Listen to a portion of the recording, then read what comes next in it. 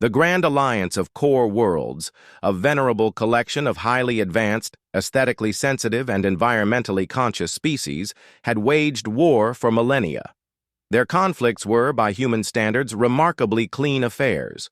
Their starships ran on self-regenerating energy cells, their ground vehicles hovered on anti-grav fields, and their soldiers, genetically optimized for their specific environments, wore pristine, self-cleaning combat suits. Logistics, to the Alliance, was a matter of elegant energy conduits, automated supply drones, and perfectly synchronized warp gate transfers. They valued efficiency, purity, and minimal environmental impact. Their primary enemy, the expansionist. But technologically less sophisticated Xylos hegemony was a brutal, hive-minded collective that relied on sheer numbers. The Xylos were tenacious, but their technology was crude, their tactics unsophisticated. The Alliance, with its superior firepower and pristine methodologies, had always managed to contain them, if never quite defeat them. Then came the border incursion, a new, more aggressive push by the Xylos. They bypassed the Alliance's defensive lines, using a newly developed, albeit unstable, warp drive technology to strike deep into concordant territory. They targeted not star bases, but resource planets, bogging down Alliance fleets in defensive actions across 1,000 different fronts. The war devolved, for the first time in centuries, into a grinding, planet-side stalemate. The Xylos, with their endless hordes, dug in. They created vast, sprawling trench networks, their bioorganic construction methods turning entire continents into fortresses of living rock. The planets themselves were inhospitable, acidic swamps, desolate dust bowls, frozen tundra worlds. They were, in short, quagmires, and the Alliance began to falter. Their pristine, high-tech vehicles, designed for optimal performance on manicured battlefields, choked in the acidic mud and the fine, abrasive dust. Their self-regenerating energy cells, while powerful, couldn't keep up with the constant drain of sustained ground combat in these harsh conditions. Their genetically optimized soldiers, accustomed to clean environments, suffered from rapid biodegradation in the toxic atmospheres. Their automated supply drones, while elegant, were easily swatted from the sky by Xylos anti-air bioweapons or simply got lost in the blinding dust storms. On the shimmering, crystalline command bridge of the Alliance, flagship Harmony's Light, Admiral Lyra of the Lumina Ascendancy observed the grim battle reports. Her light body shimmered with barely contained frustration. "The reports from Cathar 5 are catastrophic," Lyra projected, her voice resonating with concern. "Our anti-grav APCs are sinking in the methane bogs. Our energy weapons are shorting, out in the atmospheric humidity. We have 1,000 combat units requesting resupply, and our automated logistics network reports multiple drone failures and rerouting issues. Their efficiency is plummeting." General Gorlock, a heavy armored Cathar ground commander, grunted in agreement. "Our troops are bogged down, Admiral. We are built for speed and precision, not for wading through toxic sludge. Our combat suits are fouled, our weapons jammed. This is an un-alliance war." The Alliance, with all its technological sophistication, was losing a war because it couldn't get clean energy cells to its tanks or new air filters to its pristine soldiers. They were being defeated not by superior tactics or overwhelming force, but by mud, rust, and the grinding, intractable realities of sustained conflict in truly terrible environments. It was in this atmosphere of growing desperation that the Alliance reluctantly turned to the newest, most problematic, and least understood member of their grand coalition, humanity. Humanity's military, the Terran Combined Arms Forces, was an enigma. Their ships were solid, utilitarian, but lacked any particular elegance. Their ground forces were adaptable, tenacious, but seemed to revel in the dirtiest, most unpleasant forms of combat. Their logistics were a bewildering, chaotic, and often profane symphony of improvisation. Sergeant First Class Marcus Mac McMillan was, by Alliance standards, an absolute barbarian. He was a grizzled, stocky man with a perpetually tired face, a thick beard, and an unnervingly loud voice. His uniform was rarely clean, his boots were always caked with mud, and his language was, to the delicate sensibilities of the Alliance, utterly appalling. He was, in short, a quintessential Terran Marine Corps logistician. Mac had spent 30 years in the TCF, hauling everything from ammunition to freeze-dried rations across every hellhole planet humanity had ever colonized. He had fought pirates in acidic jungles, delivered medical supplies through radioactive dust storms, and kept entire garrisons fed and armed in the sub-zero wastes of frozen moons. He was a master of improvisation, of making do, of turning nothing into something. To Mac, a battlefield was simply a problem, and logistics was the art of solving that problem, no matter how dirty or unpleasant the solution. He was currently deployed on the infamous Cathar 5, a planet that was, in Mac's estimation, a giant, methane-filled mud puddle. His small human contingent was attached to a struggling Cathar forward operating base, tasked with getting supplies to a bogged-down armored column. "You tell me again, Sergeant McMillan," General Gorlock rumbled, his voice laced with desperate frustration. "How are your primitive wheeled vehicles going to traverse a methane bog that has swallowed 3 of our grav tanks?" Mac spat into the mud, a deeply offensive gesture to the Cathar's pristine sensibilities. "Well, General, your fancy hovercrafts rely on perfect seals and delicate grav field emitters. Mud gets in the seals, shorts out the emitters. Tank sinks. My primitive vehicles got wheels, big, chunky, solid rubber wheels, and we got winches, and we got shovels, and we got a whole lot of human cussedness." He pointed to a modified M35 mud puppy transport, a crude, 6-wheeled beast of Terran engineering, its massive tires churning slowly through the thick, greasy sludge. It was pulling a converted Cathar supply trailer, its anti-grav generators disabled, replaced by a jerry-rigged suspension system of human-made steel and salvaged alien parts. "See that?" Mac grinned, his teeth stained with synth tobacco. "That's what we call applied engineering. Your fancy drones can't fly in this soup, so we got ground vehicles that don't give a damn about the soup. And when they get stuck, we got 3 guys and a winch. Or we get 5 guys, a log, and a whole lot of yelling. Whatever works." The Cathar watched, bewildered, as Mac's team, a motley collection of equally unkempt humans, wrestled the bogged-down supply trailer free. They swore, they sweated, they smeared themselves with mud and methane-rich sludge.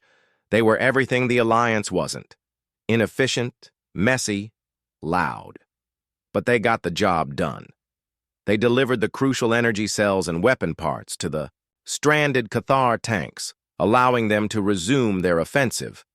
Mac and his kind were the unsung heroes of human warfare, the greasy gears in the engine of destruction. While the pilots flew their ships and the soldiers fought their battles, it was the logisticians who kept them fed, armed, and alive. And in this unalliance war, that brutal, pragmatic expertise was proving to be the most valuable weapon of all. The Alliance commanders, initially dismissive, began to notice a disturbing trend. Wherever human logistics teams were deployed, supply lines were maintained, equipment was kept operational, and troop morale, surprisingly, remained stable, even in the most hellish conditions. On the dust world of Xylos 7, where fine, abrasive silicon dust crippled Alliance grav vehicles and clogged sensitive energy conduits, human maintenance teams, using repurposed industrial vacuums and crude but effective chemical solvents, kept their own ancient tanks rolling. They jury-rigged filters from old uniforms, rerouted power conduits with salvaged wiring, and patched damaged hulls with high-strength Terran flex steel. They use hand tools, Admiral Lyra observed, her light body wavering with disbelief, as a holographic feed showed a human mechanic hammering a recalcitrant engine component back into place with a wrench. And they curse, loudly, General Gorlock, however, was starting to gain a grudging respect. Their methods are crude, Admiral, but they are effective. Our own engineers are paralyzed by the damage to their advanced systems. The humans simply fix it, or make something else work. The Alliance's logistical doctrine was one of pristine efficiency. Every component was perfectly designed, every system interconnected. If one link in the chain broke, the entire system seized up. Humanity's doctrine, forged in centuries of resource scarcity and brutal improvisational warfare, was one of chaotic redundancy. They had backup plans for their backup plans. When a system failed, they didn't call for a replacement. They cannibalized another broken system, jerry-rigged a solution, or simply beat it until it worked.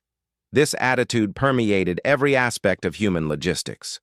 Their supply ships, while lacking the elegance of Alliance vessels, were built to be rugged, heavily armored, and easy to repair in the field. Their cargo containers were universal, designed to carry anything from plasma cells to rations, and could be loaded and unloaded by hand if automated systems failed.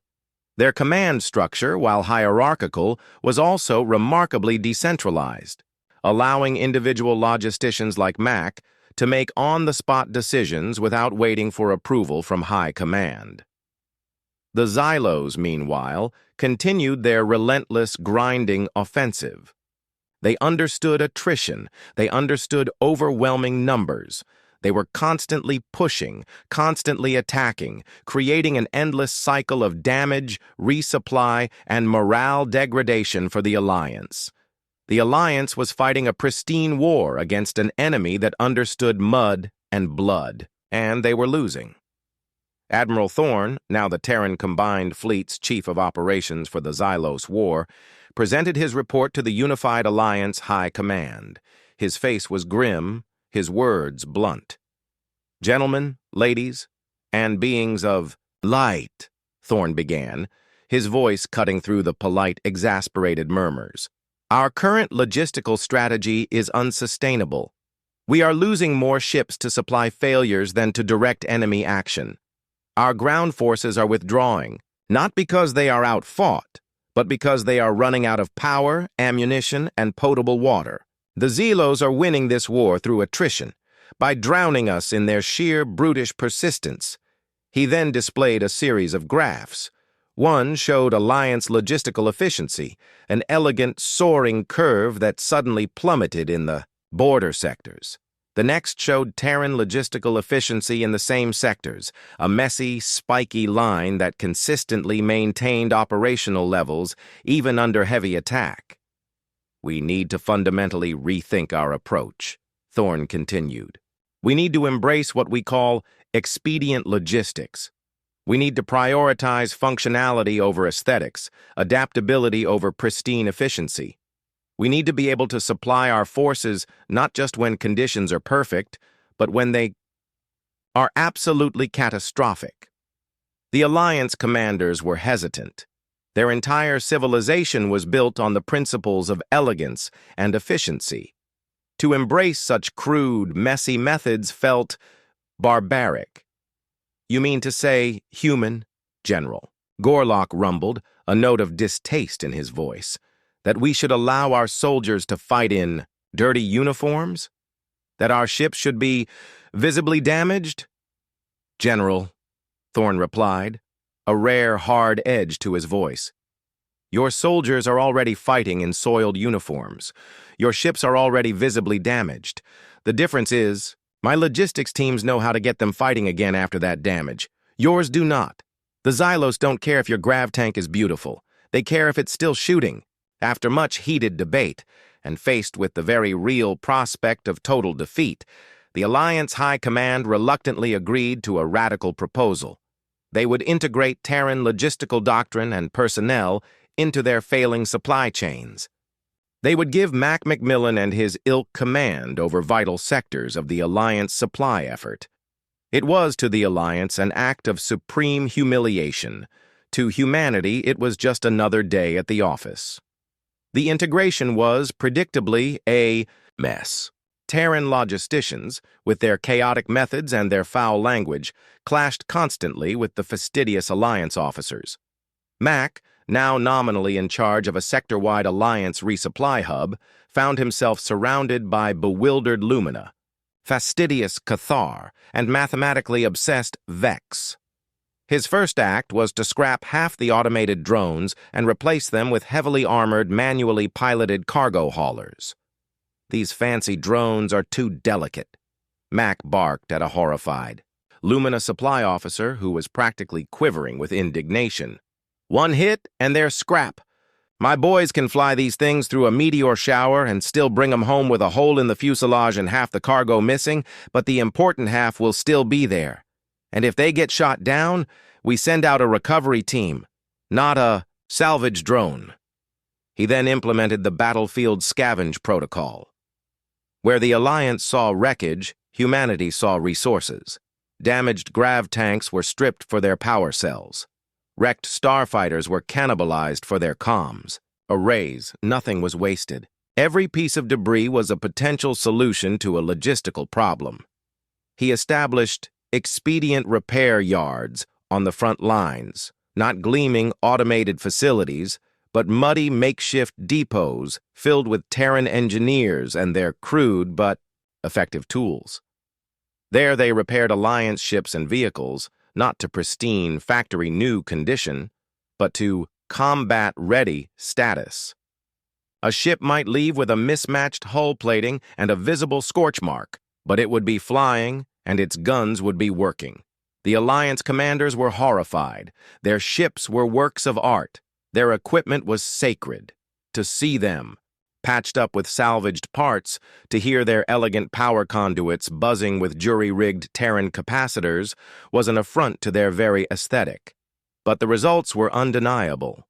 Alliance forces on the front lines, once starving for supplies, were now receiving regular deliveries. Their battered ships, once waiting weeks for repairs, were back in the fight within days. Morale, buoyed by the consistent flow of necessary material, began to climb.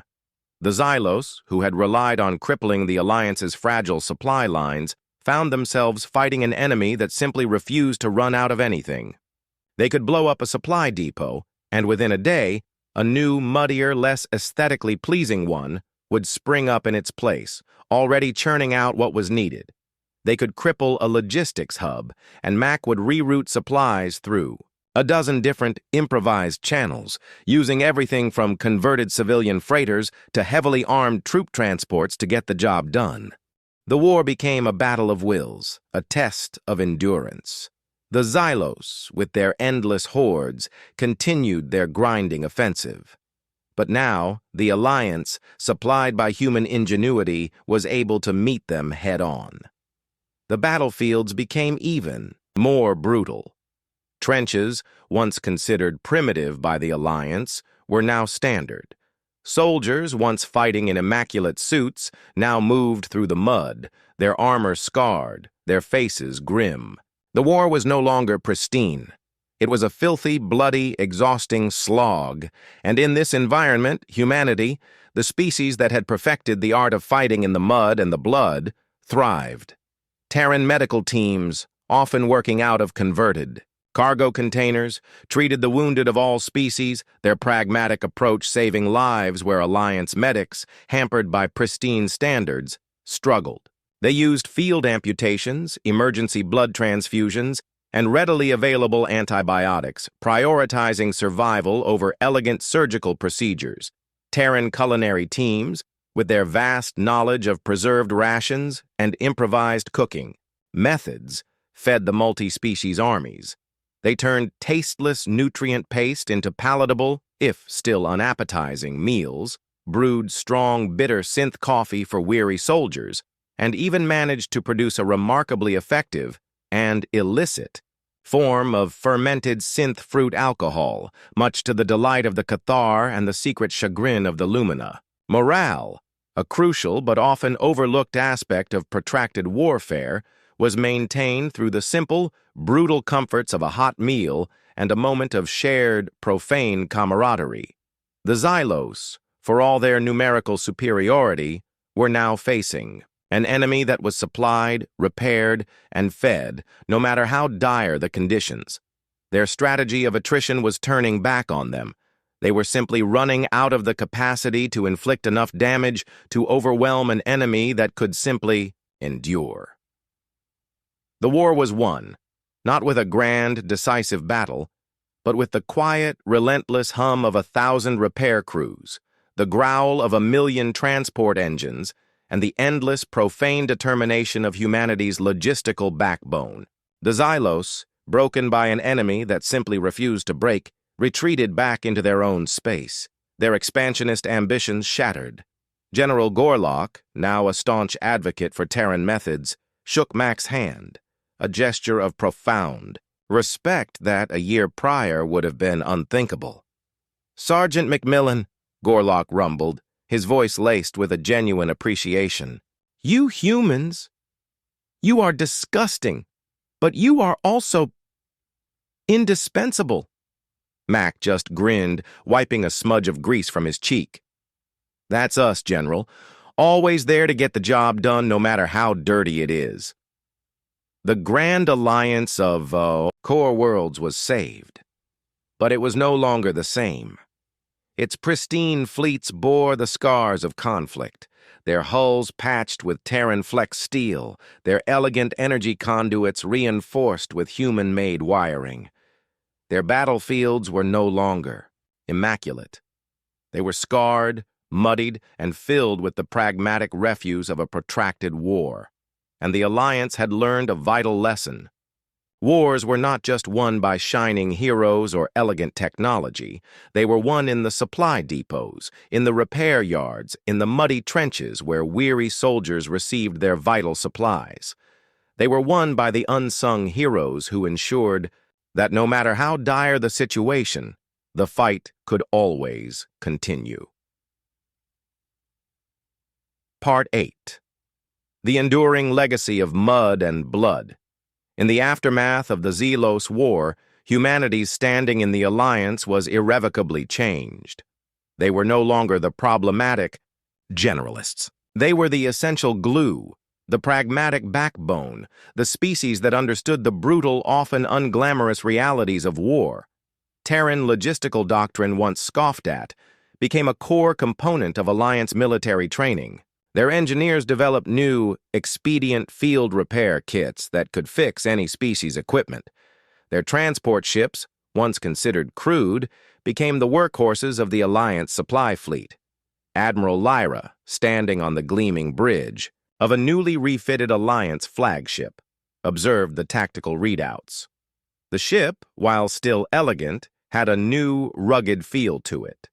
Its auxiliary power conduits were now visibly armored, its repair bays stocked with Terran flex steel and modular components. Its automated supply drones were supplemented by heavily armored, manually piloted human cargo vessels.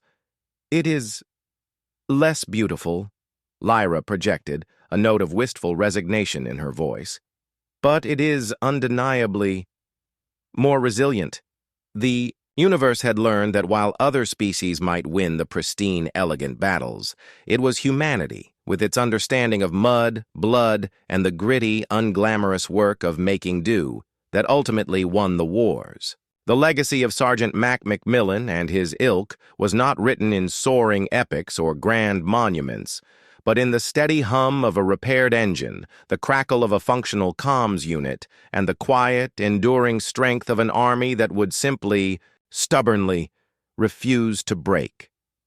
The logistics of mud and blood had saved the galaxy, and in doing so had etched humanity's enduring, pragmatic spirit into the very fabric of interstellar warfare.